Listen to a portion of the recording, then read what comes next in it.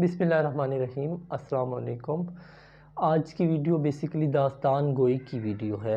ये मशवरा मुझे मेरे एक दोस्त ने दिया था कि तमाम लोग कुतुब बीनी नहीं करते, जिसकी बड़ी वजह ये है कि वीडियो आइटम्स की मौजूदगी, और दूसरा कुछ लोगों के पास टाइम भी नहीं होता कि वो बहुत सारी किताबें पढ़ पाएँ।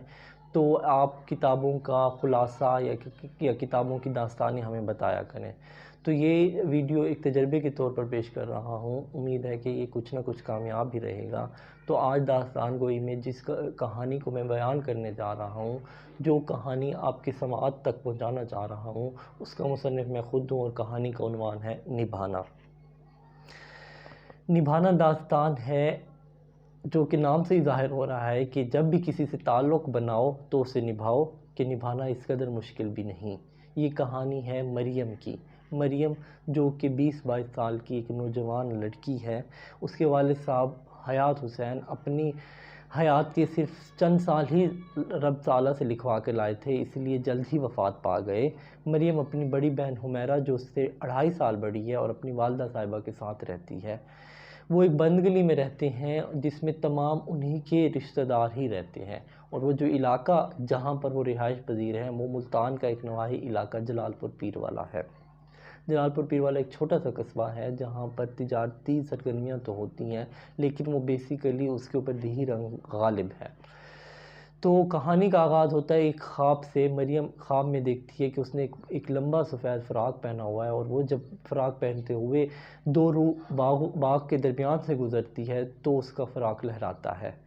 बालों में एक सुर्ख गुलाब अटका हुआ है। वो ऐसे भागते हुए रुकती है और जैसे देखना चाहती है, जैसे किसी को ढूंढ रही है, और अचानक उसे वो नज़र आ जाता है। वो बिलाल है। बिलाल को देखकर वो उसकी ओर भागती है, बजाय बिलाल के करीब जाके वो रुक जाए वो आगे चली जाती है। बिलाल पुकारता है उससे तो रुकती है। बिलाल करीब आता है और कहता है कि मैं फ़ैसला नहीं कर पाता कि ये गुलाब जो तुम्हारे बालों में अटका है ज़्यादा खूबसूरत है कि तुम। और मरियम की आँख खुल जाती है। कुछ देर लेटे रहने के बाद वो नमाज़ के लिए तैयारी करती है। नमाज़ पढ़ के वो अल्लाह ताला से दुआ मांगती है। दुआ में वो दुआएं जो अमूमन बिलाल से शुरू होती हैं, आज उस दुआ में एक और रंग गालिब है, और वो है नतीजे में कामयाबी का। आज उसका बीए का रिज़ल्ट आना है और वो खूब दिल लगा के दुआ मांगती है। बहन हुमैरा भी उठ गई है और वो नमाज़ पढ़ने के बाद कहती है कि कितनी मेरी ख्वाहिश होती है कि मैं तुमसे पहले उठ जाया करूं, लेकिन शायद ये ख्वाहिश पूरी हो।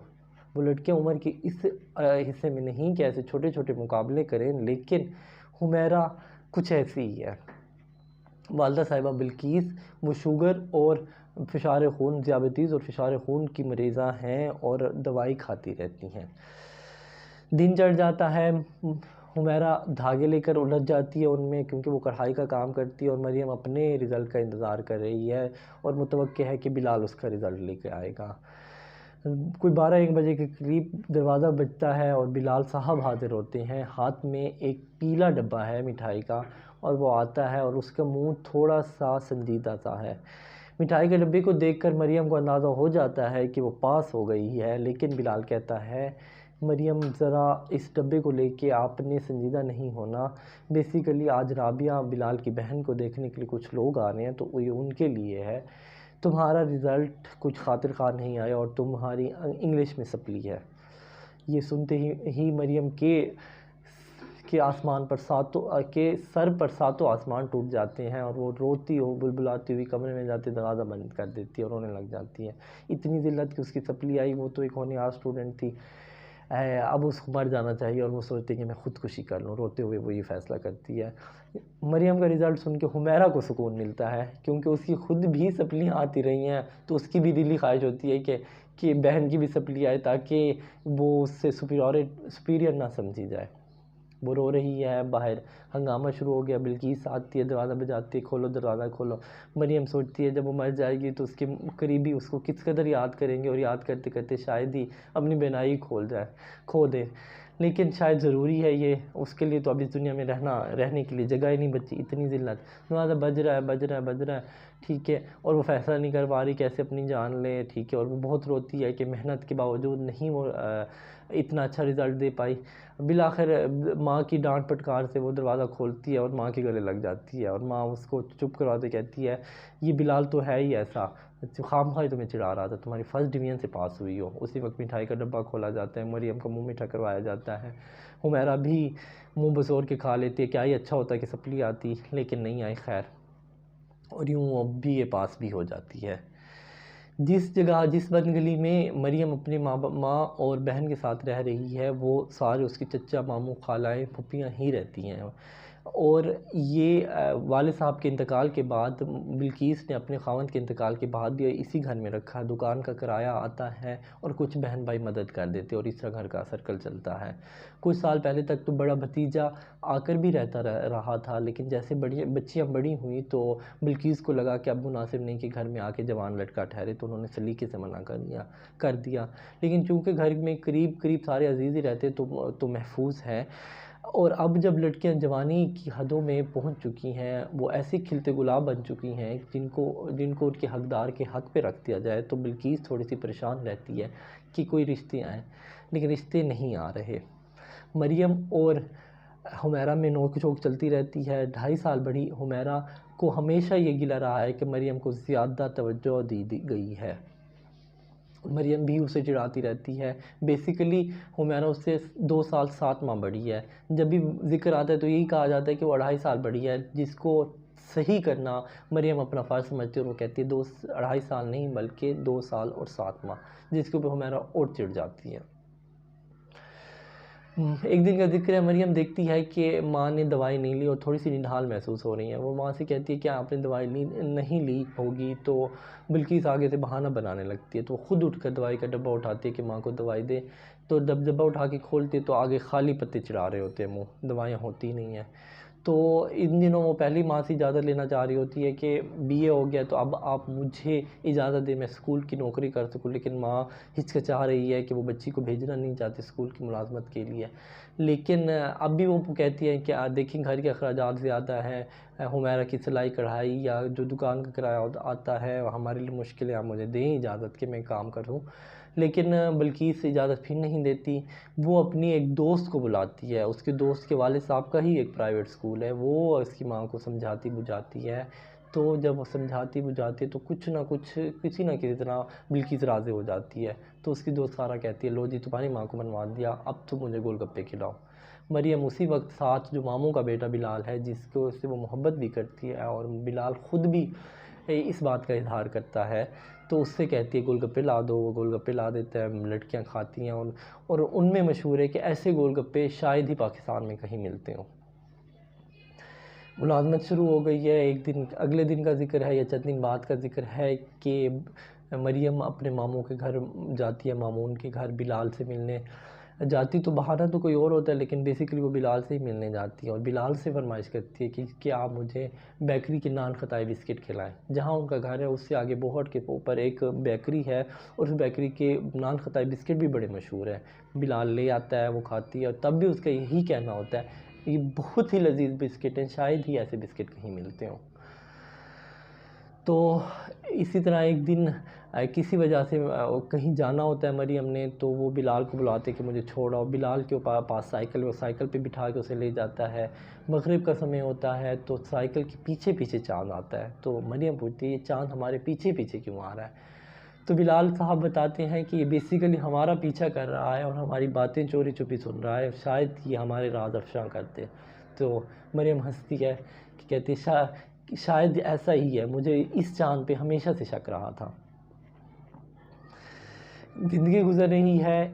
अभी मोहल्ले में जो कि उसके एक चाचू के घर शादी है, शादी उसके अपनी एक कज़न शबाना की है, पहनने के लिए कपड़े नहीं हैं।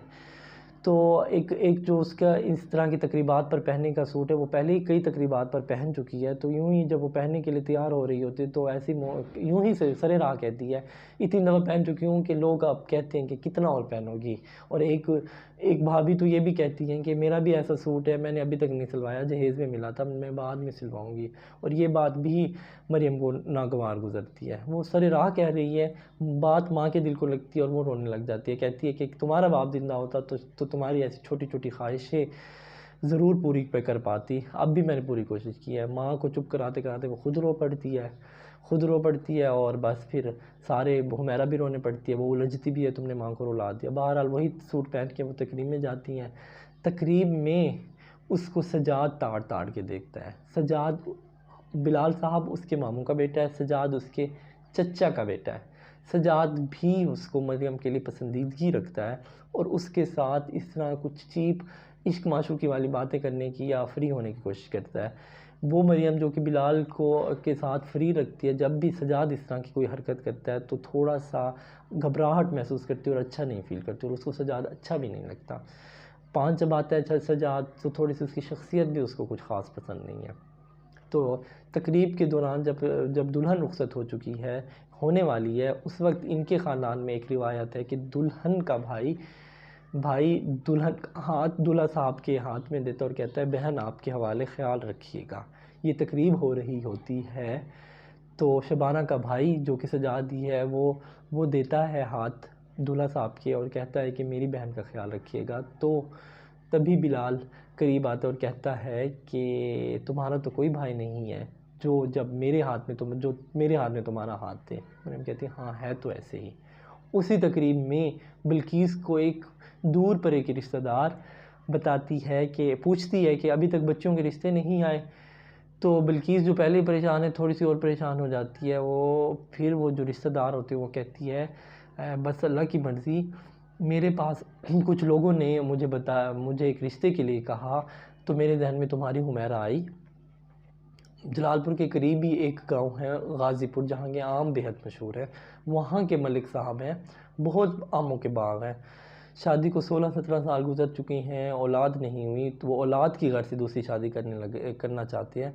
50 के होंगे या 50 से कुछ कम के होंगे, लेकिन देखने में जवान लगते हैं। अगर तुम कहो तो हुमैरा के लिए उनका इशारा दूँ। बिल्किस को धक्का सा लगता है, कहती क्या आप मेरी बेटियों के लिए ऐसे रिश्ते आएंगे। खैर बहरहाल तकरीब अख्ताम को पहुंची, वो घर आए। इस तकरीब में शरीक होने के लिए नसीम भी आई हैं। नसीम बिल्किस की बहन है, हुमैरा और मरियम की खाला हैं। वो किसी ज़माने में उनके खावंद रोज़गार के सिलसिले में कराची जा बसे, तो उन्होंने मुल्तान के नवाही इलाके जलालपुर पीरवाला को खैर बात कह दिया और वहीं जाके हमेशा के लिए जा बसे। यहाँ की जायदाद जो घर था वो भी बेच दिया, अब वहीं रहते हैं पिछले 25-30 सालों से। बच्चे भी वहीं पर पले बड़े, वहीं स्कूलिंग हुई, बेटी की भी शादी वहीं हुई। वो आइश किस लिए है, भतीजी की शादी में शिरकत के लिए, लेकिन वो अपने बेटे आलमगीर को भी लाई हैं कि उसको अपने फूफियों, खालाओं, मामों में से अगर किसी की बेटी पसंद आती तो क्यों ना वो उसी को अपनी बहू बनाए। तो उन्हें भी और आलमगीर को भी, दोनों को जो लड़की पसंद आती है वो हमारी मरियम ही है।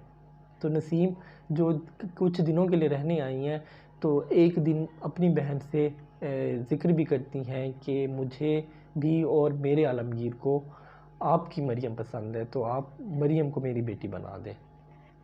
आलमगीर घर के आंगन में बैठा है और मरियम चाय बना रही है, तो उसके जहन में एक शरारत आती है। वो बाकियों सब की तो सही चाय बनाती है, लेकिन जो आलमगीर की चाय बनाती है उसमें नमक घोल देती है चीनी के बजाय।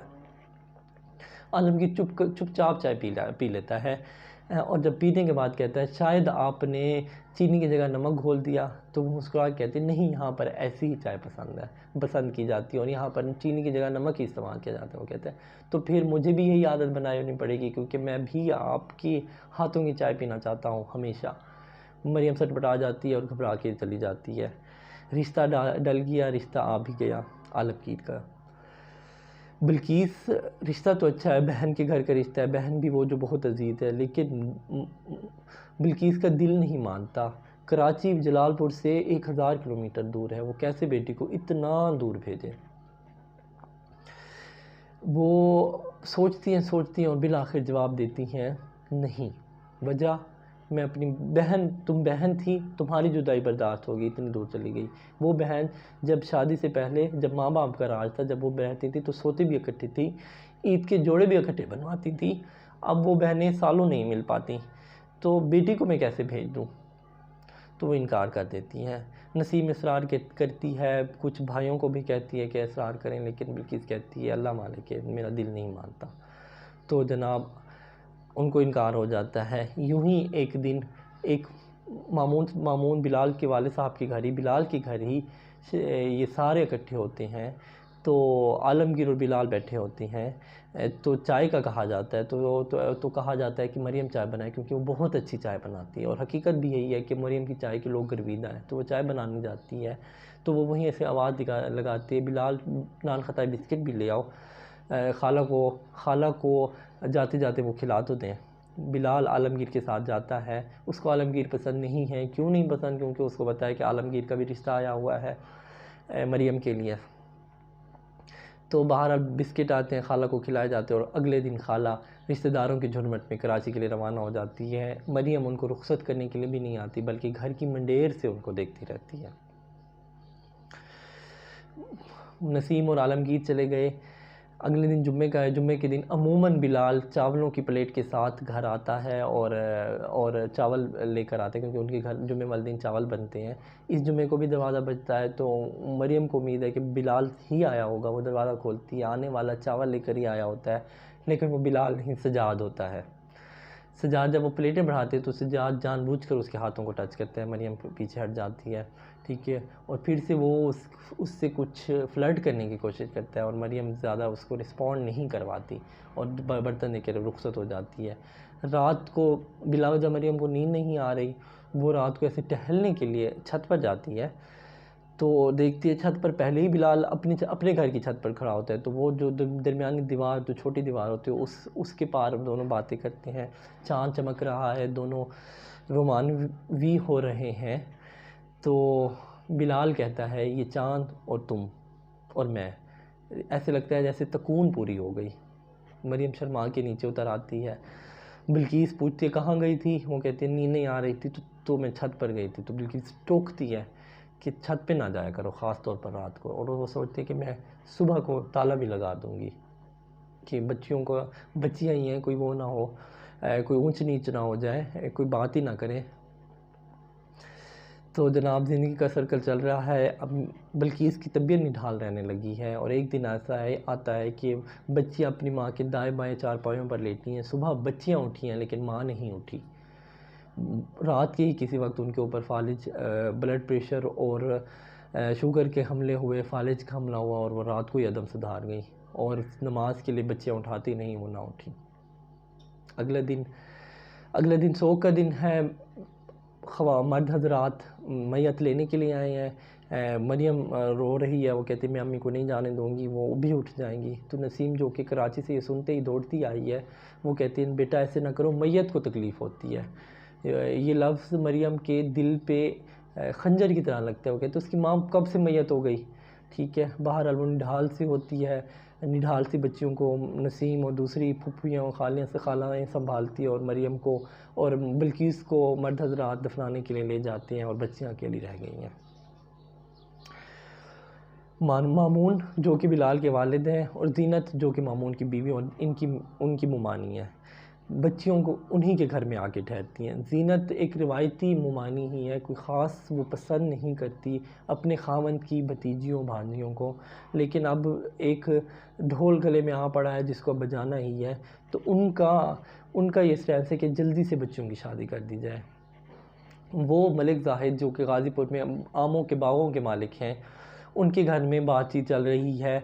वालदा साहिबा ने शोर डाला हुआ है कि दूसरी शादी करो। बीवी अकीला का दिल तो नहीं है खावंद दूसरी शादी करे, ज़ाहिर है खावंद को बांटना उसके लिए आसान नहीं। लेकिन एक रोज़ वो बखावंद से कहती है एक बात करूँगी तो मानेंगे? वो कहते हैं हाँ। कहते दूसरी शादी कर लें। उसे उम्मीद होती है ज़ाहिद कहेगा कि नहीं नहीं, इसकी ज़रूरत नहीं। लेकिन ज़ाहिद जवाब देता है कर तो लूँ, लेकिन तुम्हें बुरा लगेगा। अकीला ठंडी सांस भर के कहते नहीं, आप करें ही शादी, इतने साल हो गए, औलाद होती तो और बात नहीं, मैं ऐसी लड़की लाऊंगी कि जो मुझसे दब कर ही रहे, और मैं उसको अपनी बहन में छोटी बहन बना कर ही रखूँगी। तो जनाब अकीला की भी तलाश जारी हो गई। उसने सफ़िया को देखा, उसने नायला को देखा, उसने तारका को देखा, उसने बहुत सारी लड़कियों, फरीदा को देखा, बहुत सारी लड़कियों को छाना, लेकिन उसकी जो नज़र ठहरी अपनी सोतन के लिए वो हुमैरा पर ठहरी। वालिद साहब कई साल पहले इंतकाल कर चुकी हैं, वालदा का अभी इंतकाल हुआ है, मामू के घर रहती है और रिश्ते का इंतज़ार है। तो जनाब कुरा हुमैरा के नाम निकला, और हुमैरा जो कभी सिर्फ हुमैरा होती थी और कढ़ाई करते हुए धागों के रंगों में उलझी रहती थी, अब वो मलकानी हुमैरा बेगम बन के मलिक साहब के घर की दुल्हन बन के चली गई हैं। रुखसती बहुत ही सादगी से हुई, बहुत ही सादगी से हुई। रुखसत करके बैठी हैं तो सब बड़े बैठे हैं, तो उसी वक्त नसीम दोबारा से दस्ते सवाल होती हैं कि बिल्किस की ज़िंदगी में मैंने उससे सवाल किया कि अपनी मरियम मुझे दे दे। बिल्किस ने इनकार कर दिया कि मैं अपनी बेटी को दूर नहीं भेज सकती। लेकिन अब तो बिल्किस ही नहीं रही, दूरी का सवाल ही नहीं रहा, तो अब सारे चाचू मामूम बड़े बैठे हैं। तो मैं दोबारा से सवाल करती हूँ कि मरियम को मुझे दे दें, मैं इसको अपनी आलमगीर की बहू बनाना चाहती हूँ। जीनत तो इसी इंतज़ार में थी, वो तो कहती है हाँ जी हाँ जी। सबसे पहले जीनत ही जवाब देते, आपकी अमानत है, आप अभी ले जाएं, यहाँ पे सादगी से हम निकाह कर देते हैं, आलमगीर भी तो आपके साथ ही आया हुआ है, तो हम सादगी से निकाह कर देते हैं, आप वलीमा वहीं कराची कर लीजिएगा, इस बहाने सारे रिश्तेदार भी कराची आ जाएंगे। तो ये बात करीब वाले कमरे में बैठे हुए मरियम भी सुन रही होती है। मरियम के दिल को धक्का लगता है, कैसे उसकी ज़िंदगी का फ़ैसला ऐसे हो रहा है, और ये बिलाल कहाँ मर गया है, वो क्यों नहीं कहता, और क्यों नहीं माँ से कहता कि मैं शादी करूँगा इससे। वो देखते हैं हाँ अभी ये तो दुआ ही ना कर ले मेरी, तो ये ख़ुद ही आखिरकार जाते और कहते हैं नहीं मैं इतनी दूर नहीं जा सकती, मुझे जलालपुर से इश्क है, मैं जलालपुर ही रहूँगी, आप खाला ऐसे ना सोचें। सारे चाचू मामू बैठे हुए हैं, फूफियाँ भी बैठी हुई हैं। तो थोड़ा सी और सिचुएशन तो है कि लड़की ख़ुद से मुँह से कहने आई है, मरियम को भी एहसास है, लेकिन वो क्योंकि ख़ुद एतमाद है तो इसको खाते में नहीं लाती। लेकिन जो बात सुनने को मिलती है वो जीनत मुमानी ने कहा बेहया बेशरम, शर्म नहीं आती खुद से ये बात कहते हुए। एक और खंजर उसके दिल में पैवस्त हो जाता है। तो रात के पहर वो बिलाल से मिलती है उसी तरह छत के ऊपर, और इस मुलाकात से पहले जीनत बिलाल की ब्रेन वॉशिंग कर चुकी है। बिलाल नो डाउट वो पसंद करता है मरियम को, लेकिन माँ जब उसको जिस रास्ते पर चलाना चाहती है, और जब ये कहती है कि दूध भी नहीं माफ़ करूँगी कि तुमने अगर मरियम से शादी का सोचा, पहले तुम्हारी बहन की शादी होगी, फिर तुमसे बड़े फुरकान की शादी होगी, फिर तुम्हारी नंबर आएगा, और ये जो तुम साइकिल पर घूमते हो और बाप के साथ दुकान पर बैठते हो, अभी से इस लड़की के चक्कर में पड़ गए मरियम के, जो कि गोलगप्पे और नान खतायों में ही उलझाए रखती है, तो सारी ज़िंदगी यही बस गोलगप्पे और नान खतायाँ ही लाते रहोगे और कुछ नहीं बन पाएगा। अभी इंतज़ार करो, मैं तुम्हारे लिए कोई अच्छी सी लड़की ही ढूंढूंगी। वो माँ से लेकिन अगर करता है, लेकिन माँ कुछ ऐसे अंदाज में उसकी ब्रेन वॉशिंग कर चुकी है कि वो आ जाता है हाँ कि मरियम मेरे लिए एक अच्छी शूटर नहीं है, एक अच्छा रिश्ता नहीं है। तो जनाब ये मुलाकात हो रही है मरियम और बिलाल की, जो कि कई साल एक दूसरे से मोहब्बत के दावेदार रहे हैं। तो मरियम कहती है कि तुमने मुझसे शादी का वादा किया था। मैंने शादी का वादा नहीं किया था, ये बिलाल का जवाब है। कहते मुंह से कहा वादा ही होता है। कहते मोहब्बत करते थे तुम। कहते करता हूँ लेकिन हालात ऐसे नहीं हैं, राबिया की शादी ज़रूरी है और तुम्हारे लिए तो रिश्ता आया हुआ है। हम कहते समंदर दिखाने का वादा किया था। कहते वादा नहीं किया था कभी मैंने। कहती है बाग के दरमियान जब मैं खड़ी थी और मेरे बालों में फूल लगा था और तुमने कहा था मुझे समझ नहीं आती कि तुम खूबसूरत हो कि ये फूल ज़्यादा खूबसूरत है। कहते हैं ऐसा तो कभी नहीं हुआ, और वाकई ऐसा कभी नहीं हुआ, ये तो ऐसा तो ख्वाब में हुआ था। कहती है नान खताई, तुमने कहा था सारी ज़िंदगी गोलगप्पे नान खताई खिलाऊंगा। कहते हैं नहीं खिला सकता। कहती है तुमने कहा था कि बूढ़े होकर भी मुझे साइकिल के पीछे बिठाओगे और कहोगे कि ये चांद हमारी बातें सुन रहा है। कहते बूढ़े होकर भी साइकिल पे अपनी बीवी को बिठाऊं तो फिर तो मेरे ऊपर तफ़ी है। कहते ओ फलानी दफ़ा रात को अम्मी की वफ़ात से पहले मैं छत पे मिली थी और तुमने कहा था कि बहुत मोहब्बत करते हो मुझसे। बिलाल जो उसके सवाल जवाब से उकता गया जवाब देता है रातों को छत पे मिलने वाली लड़की से मैं कहाँ शादी कर सकता हूँ। वो जो जिस मरियम के सर पर आसमान पहले ही टूट चुके हैं, अब पैरों से ज़मीन भी निकल जाती है, वो रोते हुए सीढ़ियाँ फलांगती नीचे आती है और ज़ीनत जो सहन में खड़ी है वो जब देखती है कि मरियम रोते हुए उतर रही है तो उसको सुकून का सांस आता है, उसका बेटा ही है। तो जनाब बिल्किस नसीम को आलमगीर के लिए हाँ कही जाने वाली है मरियम के लिए, लेकिन इन्हीं दिनों गाज़ीपुर से मलकानी हुमैरा आई हैं। आमों की बहुत सारी बेटियों ने, कि 13 घर हैं उसके रिश्तेदारों की, 26 बेटियां आई हैं, दो सबके घरों में मुलाजिम ने बांटी हैं। सबसे पहले मामू के घर गई है हुमैरा साहिबा बेगम, मलकानी हुमैरा साहिबा, और अपनी बहन मरियम को लेकर अब वो चाचू के घर गई हैं, जहाँ पर उनकी एक कज़न आई हुई है जो कि हुमैरा की दोस्त भी हैं। वही कज़न है जिसका, वही चाचू है जिनका बेटा है सजाद। ये बैठी हुई है, हुमैरा ने साड़ी बांधी हुई है और साड़ी की लंतरानियाँ की जा रही हैं कि मलिक साहब को साड़ियाँ बहुत पसंद है इसलिए वो साड़ी पहनती रहती है। तो यूं ही सजाद को दूसरे कमरे में बैठा हुआ देखती है तो मरियम के जहन में पता नहीं क्या आता है, ठीक है। वो उस कमरे में चली जाती है और उससे कहती है तुम भी तो मुझे पसंद करते थे। भी सजाद लफ्ज़ पकड़ता है, तुम भी तो मुझसे शादी करना चाहते थे। सजाद फिर मुस्कुराते कहते हैं भी शादी करना चाहता था, मतलब और भी हैं। कहते हैं मरियम इतनी अपने आप को बेमोल कर चुकी है, वो अपने शहर से इश्क में कुछ ऐसी पागल हो चुकी है, वो जलालपुर या रिश्तेदारों को जो कि उसको खांस ही नहीं डाल रहे, ऐसी कोई पागल हुई खड़ी है कि अपने आप को बेमोल की जा रही है। वो कहती है खुद से मुँह से फिर से कहती है कि मैं कराची शादी करके नहीं जाना चाहती, तुम भी तो मेरे दावेदार ही थे, तो मुझसे तुम शादी कर लो।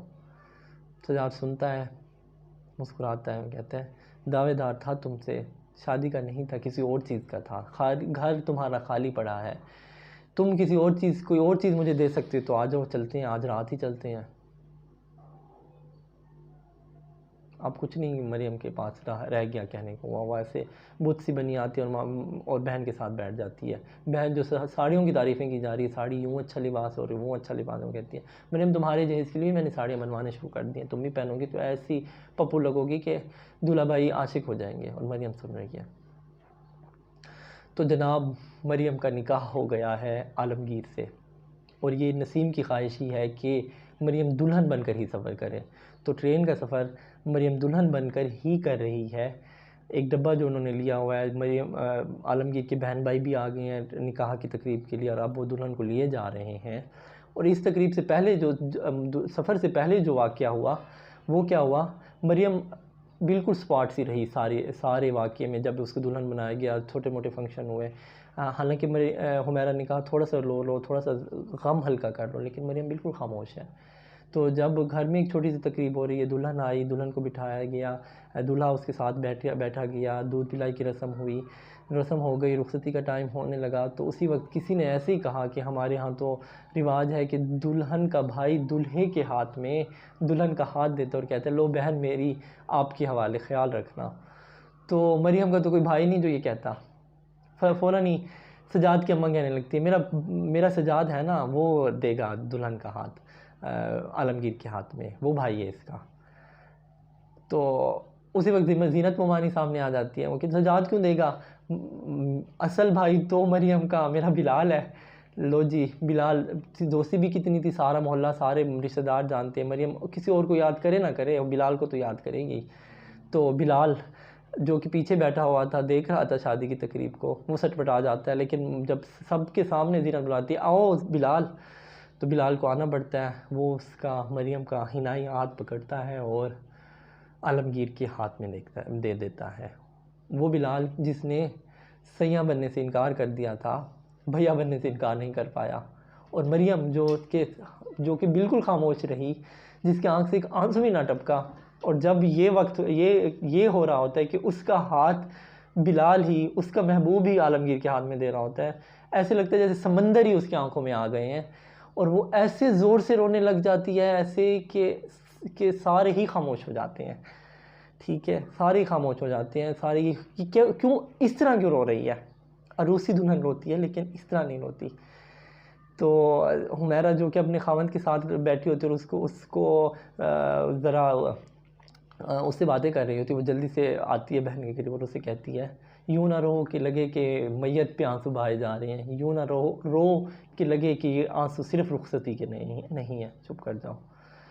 तो जनाब दुल्हन बनी मरियम महवे सफ़र है, ठीक है। तो उसी वक्त उनके डब्बे के जो इर्द गिर्द के डब्बे के लोग हैं वो मुड़ मुड़ के देख रहे हैं दुल्हन को, और मुड़ कर ना सिर्फ उसको देखा जा रहा है, एक खातून अपने नन्हे बच्चे को लेकर आई हैं।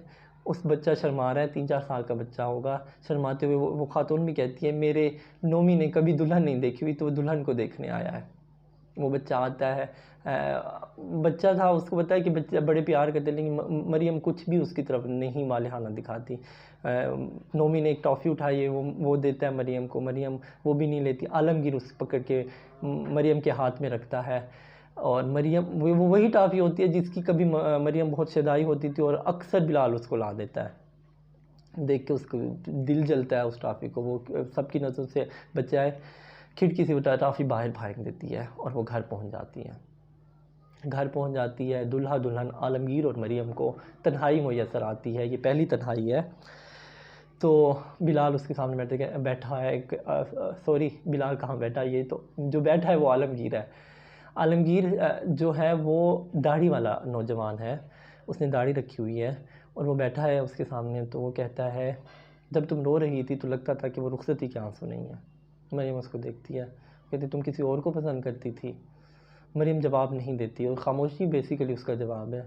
तो आलमगीर मुस्कुराता है, वो कहता है होता है, जवानी में ऐसा होता है। जब मैं यूनिवर्सिटी जाता था तो मुझे भी अपनी क्लास की एक मॉडर्न लड़की पसंद आ गई थी, इतनी कि मैं सुबह शाम उसको सोचता था, मैं उसको ख़त लिखने का सोचता था, और मैंने उसको एक ख़त लिखा भी सही। उस लड़की ने वो ख़त मेरे मुँह पे दे मारा, ठीक है, और मुझे मौलवी इस तरह पुकारा जैसे मुझे गाली दे रही हो। ये जवानी की इन्फेचुएशंस होती रहती हैं, और लेकिन ये जो साथ नहीं चलता वो रिश्ता ही क्या, जो निभा ना हुआ वो रिश्ता ही क्या। मरियम की आंखों में आंसू आ जाते हैं और वो रोने लगती हैं। तो आलमगीर उसका सर अपने कंधे से लगा देता है, कहती रो नहीं, मैं हूँ तुम्हारे ज़ख़म चुनने के लिए, मैं हूँ तुम्हारे आंसू पोंछने के लिए।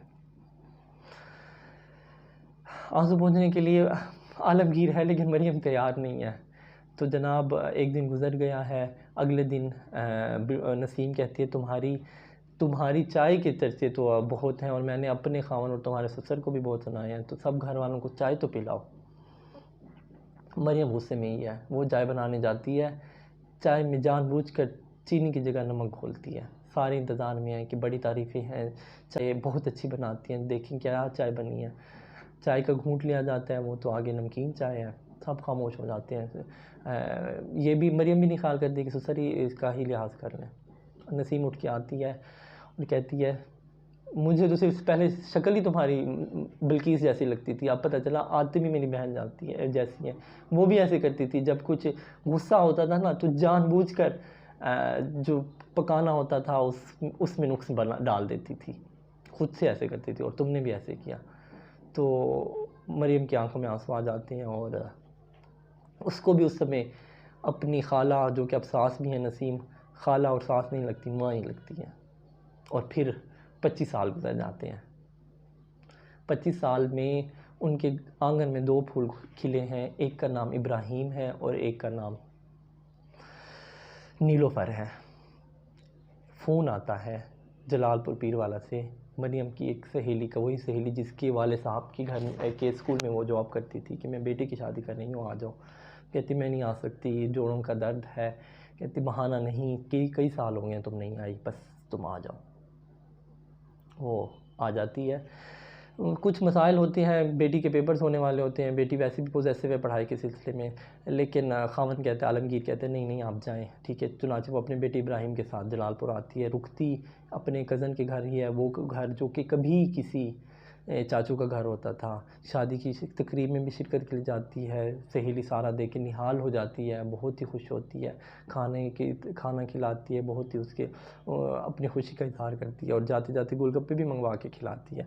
मरियम को इस बुढ़ापे में की दहलीज़ पर गोलगप्पों से, खट्टी चीज़ों से तो मना किया गया है, लेकिन वो फिर भी खाती है कि जलालपुर जैसे गोलगप्पे तो कहीं नहीं मिलते।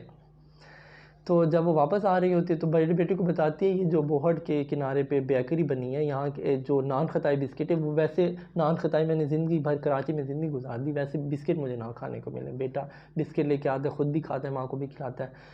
कोई ख़ास बिस्किट नहीं होते, वही आम से जैसे डब्बों में मिलते हैं नान खताई बिस्किट, वही आम से जो बिक बेकरों में मिलते हैं, लेकिन माँ के लिए वो ख़ास होते हैं। तो बेटा भी कहते हैं हाँ जी अम्मा जी हज़ूर, ऐसे बिस्किट तो कभी ना खाने को मिलेंगे, मैं तो किलो के किलो लेके जाऊँगा।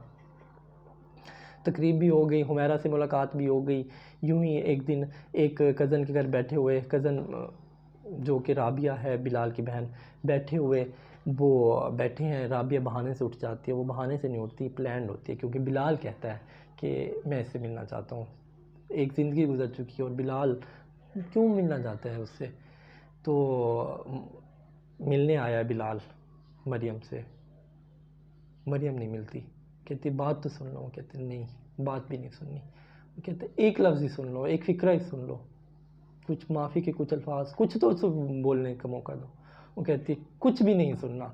वो कोशिश करता है बोल कोई बात करने की, वो कुछ नहीं सुनती, वो चली आती है।